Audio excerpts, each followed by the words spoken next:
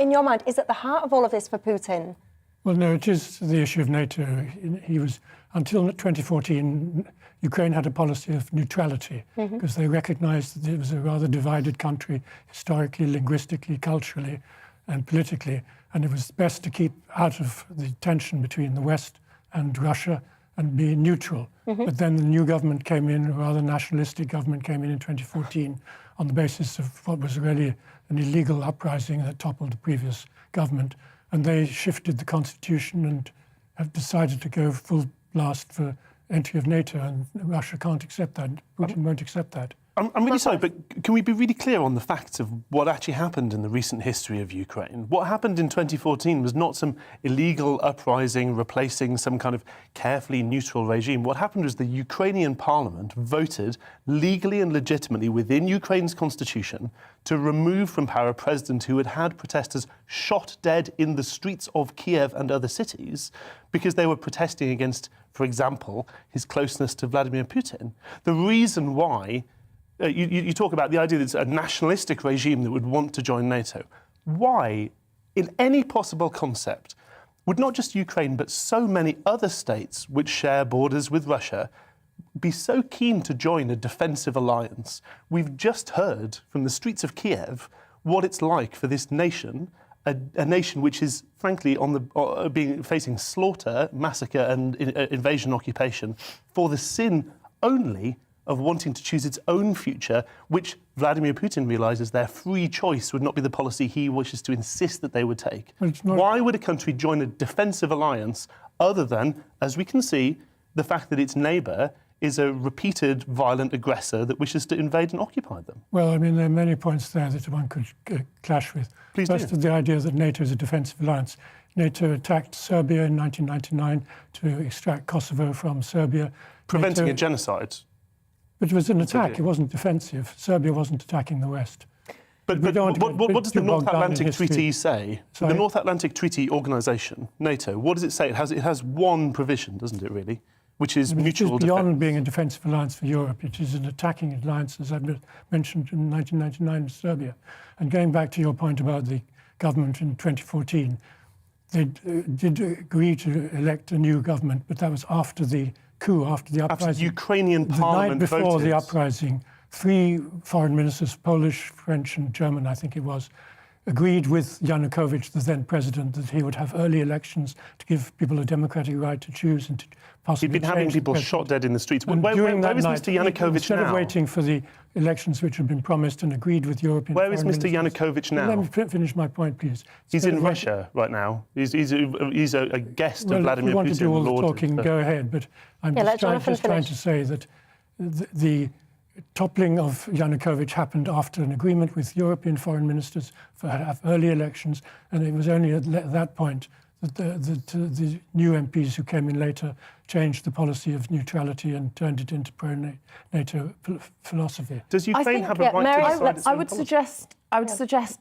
extreme caution in legitimising what Russia has done to Ukraine this morning by suggesting that neutrality was the correct course for a sovereign nation, for a democratic state in Europe, and that any deviation from that, well, they were asking for it then, weren't they? I think that's an incredibly dangerous situation, a kind of a rhetoric to promote, because what we're effectively... But are you saying that's what Jonathan's doing? That's what Jonathan's saying? Yeah, because the suggestion is that neutrality kept them safe, and anything other than neutrality, turning towards the West rather than turning towards a kind of a Soviet imperialist vision spearheaded by Putin, was wrong. And so they had it coming.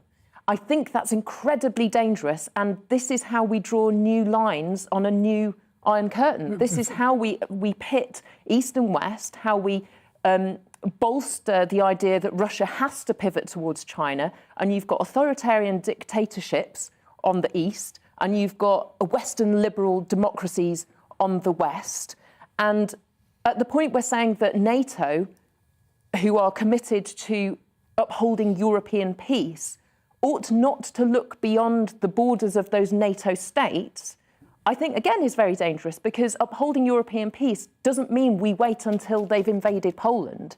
we have a responsibility to our democratic allies either side of that official line of NATO, because they are our allies, not just allies of NATO, but allies of the UK. Jonathan, do you want to just very briefly just respond to that point? Well, for more than 20 years they espoused the policy of neutrality, and it was Ukrainian MPs, a majority of them, who supported it. So your argument goes to them. They felt safer in that position. They weren't pushed to go into NATO. They weren't pushed to join a military alliance with Russia. They could live peacefully, like Finland, like Austria, like Sweden, Switzerland. Many European countries survive perfectly happily with neutrality. They're not next to Russia, though. They're not surrounded by Russian. And all under the protective umbrella, let's be clear, of the NATO underpinned nuclear deterrent. You think that Switzerland doesn't get a wider benefit of the fact that the bulk of the rest of Europe is safely under the nuclear deterrent of the American? No, but are you saying that if Switzerland were to be attacked by somebody, I can't imagine who would do it, that NATO would intervene, would have a right to intervene? Well, how do you expect the troops are going to get to Switzerland? Well, it's in the middle. Yeah, fundamentally, who would attack Switzerland is a good question. Who would attack Ukraine? I mean, history tells us that Ukraine is a playground for Soviets coming in across those big rolling grain fields. Ukraine are a kind of sitting duck, as are Poland. I mean, history shows just in the 20th century, this happens again and again and again. Ukraine is the borderline. Well, as you can see, there's an awful lot to unpick on this topic. We're going to stay on this topic for the remainder of the show. We're going to take a quick break. When we come back, I'm interested in looking at why now, why this moment in time is when Putin has picked to go into Ukraine. And also, I also want to get into what is going to be the impact, what's going to happen next, and specifically the impact on the UK. So don't go away, and I'll see you in just a couple of minutes.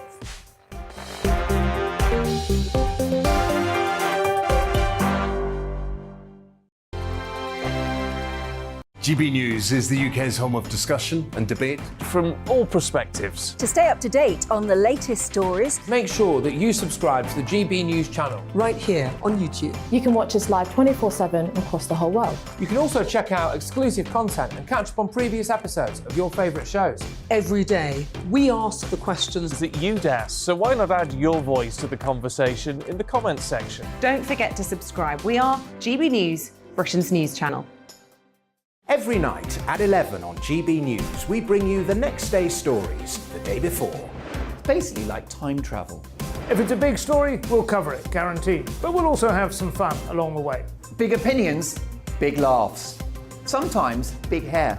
This is Headliners, the paper review show that won't send you to sleep like the others will. 11 p.m, 7 nights a week. Join us.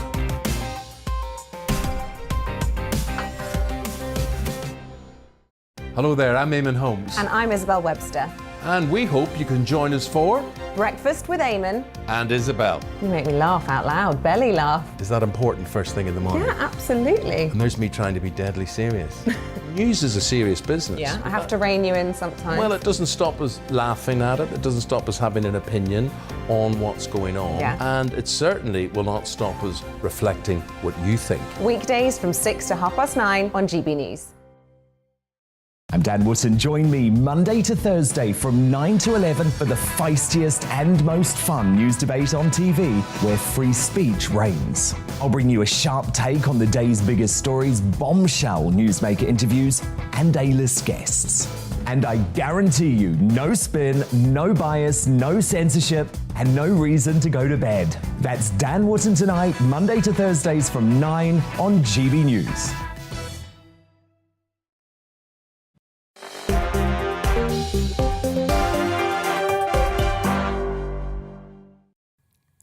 Hello there, welcome back to Dewbs & Co with me, Michelle Dewberry. And just a brief reminder who is keeping me company on the panel tonight. We've got Mark Wallace, who's the Chief Executive of Conservative Home.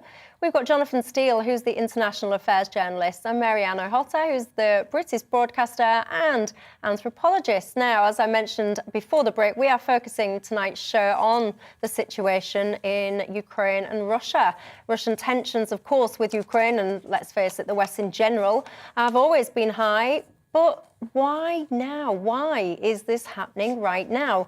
I mean, when you look across the West, let's face it, you do see quite a weakened global stage, don't you? You've got countries on their knees because of COVID, costs of living crises, you've got upcoming elections, you've got the fallout of Brexit, you've got a new German Chancellor, and you've got a US President who seems, well, far from threatening, I would say. And let's not get into the fact that over in the UK, we've been desperately busying ourselves trying to fire our Prime Minister over parties.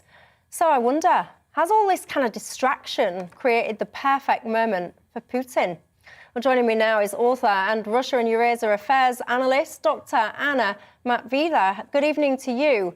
Now, let's talk about why now. I'm quite interested. I mean, there's been conflict, there's been disagreements for many, many years. Why, in your mind, has Putin chose this moment to attack? Because there has been a run-up to that. Firstly, there has been a really kind of quite decisive attempt by Putin and the Russian Foreign Ministry to make the West talk and listen to their security concerns. Whether we accept their security concerns as valid or not, that does not matter. For them, they are very real and they are going to act on it. Russia is a nuclear country armed to the teeth, so if they feel that they are threatened, they are going to act on it. So December, beginning of January, intense diplomacy, some hopeful signs, but really Russia felt that they are not really going anywhere. Minsk agreements came up very close on the agenda. Russia spent some time trying to negotiate with the new President Zelensky.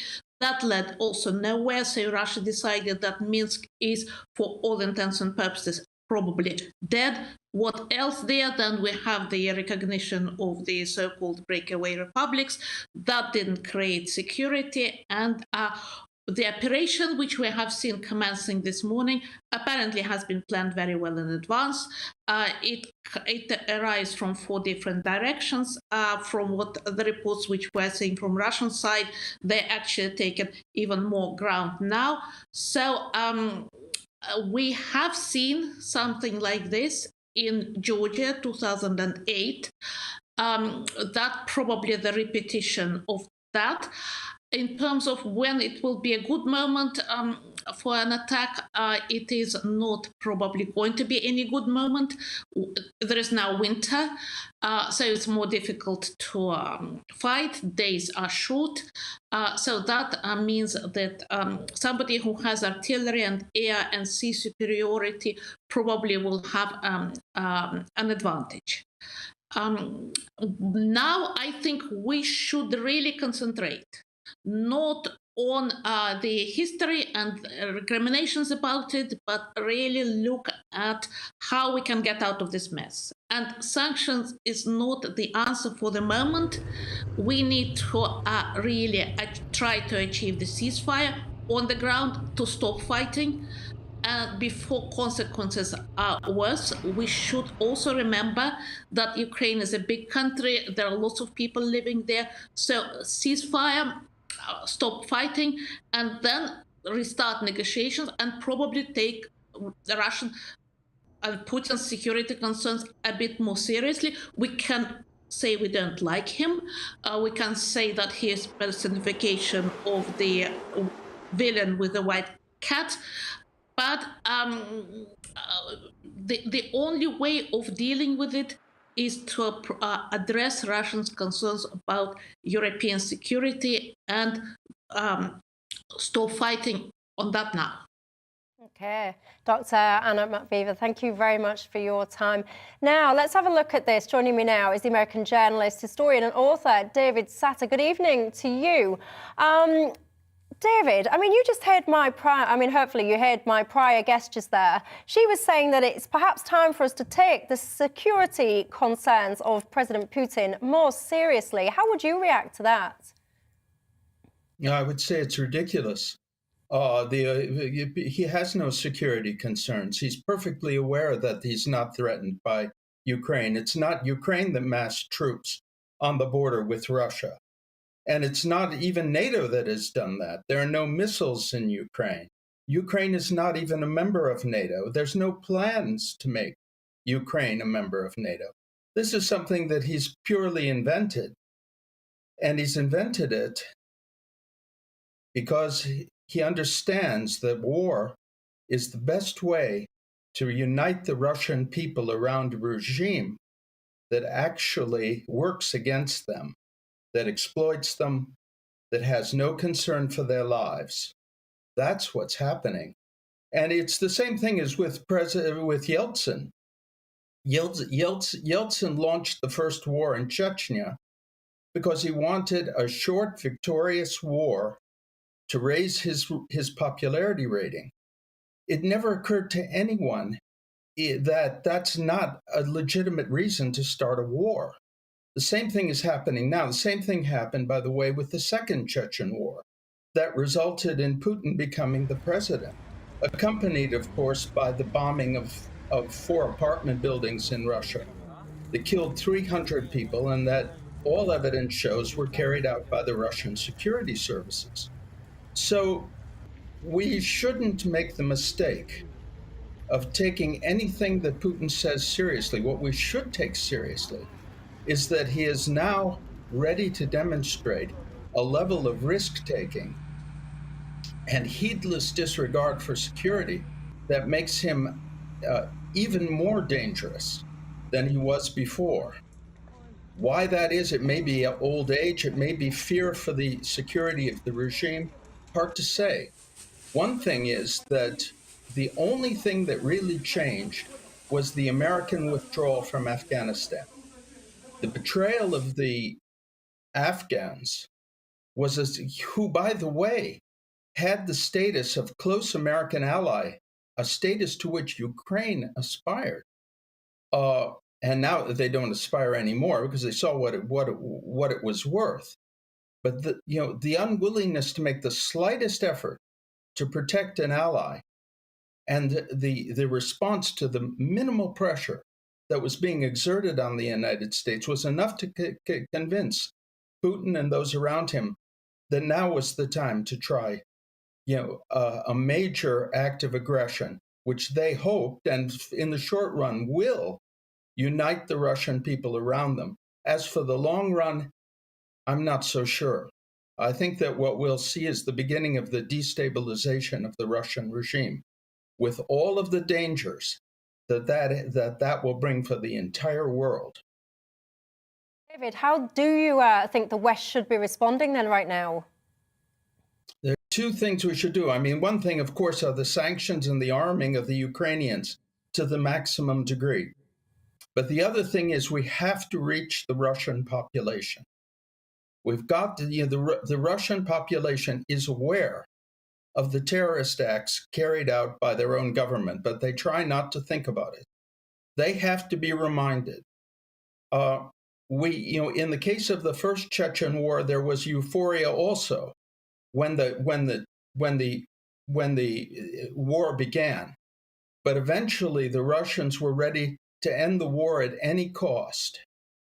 Putin must be undermined in the only way that really matters, which is with the Russian population. That's the one thing that can bring an end to this. And of course, that means telling the truth and, of course, knowing the truth. We in the West have been in denial about the terrorist acts.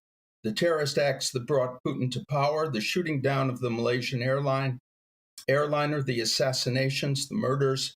For example, the murder in London of Alexander Litvinenko, which was carried out with a British court found that it was carried out almost certainly at Putin's behest. So the time has come for the West to learn how to speak and address the Russian population about the true nature of the criminal clique which is running the place, and which has no more regard for them than it does for anyone else. David Satter, thank you very much for your time and for your insights this evening. Mark Wallace, let me bring you in there. How would you respond to some of those points made? Well, I think David is absolutely on the money, quite frankly, there. What we heard from your previous guest, Anna Matveeva, I think really underscores part of the answer to your question. Why now? Well, not least because Putin, he's not a madman, he's not a lunatic, he's a rational, logical, extremely cynical gangster. And he knows that there will be distraction in the West. He knows there will be confusion. He knows that when somebody says, oh, well, of course, the first thing we must try and do is to implement a ceasefire, he knows he's managed to create a situation now where if people think the bare minimum outcome is a ceasefire for Putin's tanks to keep on rolling, stop, and then, as we've seen in Georgia for the last 14 years, as we've seen in Ukraine for the last 8 years, to hang on for grim death to the territory they've already taken, they know there's going to be this distraction and confusion in the West. This has, as I said on this show a couple of weeks ago, this is an issue, a sustained assault on Ukraine and the people of Ukraine and other neighbours of Russia, which has a decades and decades long history, all the way back to the Kremlin deliberately arranging a genocide against the people of Ukraine, the Holodomor in the 1930s by starvation, right the way through now to, frankly, what Vladimir Putin said on Monday, quite openly, is that Russia now reasserts a right to dominate and to order around all of the former Soviet republics. He said Lenin made a mistake by letting them even be self-governing within the USSR. And that, let me tell you, that was not a devolved localist democracy. They are laying claim far beyond what they're just doing to Ukraine. And they were not stopped in 2008. They were not stopped in 2014. If they're not stopped and punished now, they will carry on. There's no idea that, oh, well, poor Vlad, he just wants to be left alone. That's simply untrue. But coming back to 2008 in Georgia, it seems that we constantly have historical disagreements, you and me. Because what happened in 2008 was that at the Bucharest summit of NATO, they said Georgia and Ukraine will become members of NATO. Mikhail Saakashvili, who was then the president of Georgia, took that as a green light to invade the two breakaway republics of Georgia, which had been, long before Putin became president, had broken away from Tbilisi, the capital of Georgia. And it was really crazy. The Russians reacted and they didn't aggress Georgia. It was the Georgian president who started the armed confrontation. So because of the NATO invitation. Where we do agree is the fact that there are distinct parallels between the situation that Georgia found itself in prior to and during 2008 and what you see in Ukraine now. Supposed breakaway republics that could not exist without the military and financial subsidy of the Kremlin, deliberately to try to politically and economically and militarily cripple a neighbour. You've seen over the last few days exactly the attempts at provocations, at trying to, on the part of the Russian military, faked supposed incursions. All of these things have been seen vividly and debunked on the global stage. That's exactly what happened to Georgia in 2008. And the fact that Ukraine's military, frankly, have been incredibly controlled and incredibly reserved in resisting various attempts at provocation from Russia seeking a casus belli that it was going to artificially try and stir up in recent days. That's why Putin's eventually given up and just invaded. If that doesn't give you pause to think, hang on, when the Kremlin told exactly the same story about Georgia 14 years ago, and the Georgians said the opposite was the case, maybe the Kremlin, the lying liars in the Kremlin, maybe they were lying then too. Explain that in 2008 it was quite different. It was the Georgian president who took arms into that territory and started a armed confrontation. Can I ask you a supplement? Sorry, I have to. I think comparisons with 2008 aside, all we need to look back in terms of looking back into the past is Monday, when Putin describes a denazification. Guys, 1 moment. Sorry to interrupt. President Biden is taking to the stage as we speak for the latest in his response to the situation. Let's cross live now. Vladimir Putin has been planning this for months, as we've been saying all along. He moved more than 175,000 troops, military equipment and positions along the Ukrainian border. He moved blood supplies into position and built a field hospital, which tells you all you need to know about his intentions all along. He rejected every good faith effort the United States and our allies and partners made to address our mutual security concerns through dialogue to avoid needless conflict and avert human suffering. For weeks, we have been warning that this would happen. And now, it's unfolding largely as we predicted. In the past week, we've seen shelling increase in the Donbas, a region in eastern Ukraine controlled by Russian-backed separatists. The Russian government has perpetrated cyber attacks against Ukraine. We saw a staged political theater in Moscow, outlandish and baseless claims. that Ukraine was about to invade and launch a war against Russia, that Ukraine was prepared to use chemical weapons, Ukraine committed a genocide without any evidence. We saw a flagrant violation of international law in attempting to unilaterally create two new so-called republics on sovereign Ukrainian territory. And at the very moment that the United Nations Security Council was meeting to stand up for Ukraine's sovereignty, to stave off invasion, Putin declared his war. Within moments, missile strikes began to fall on historic cities across Ukraine. Then came the air raids, followed by tanks and troops rolling in.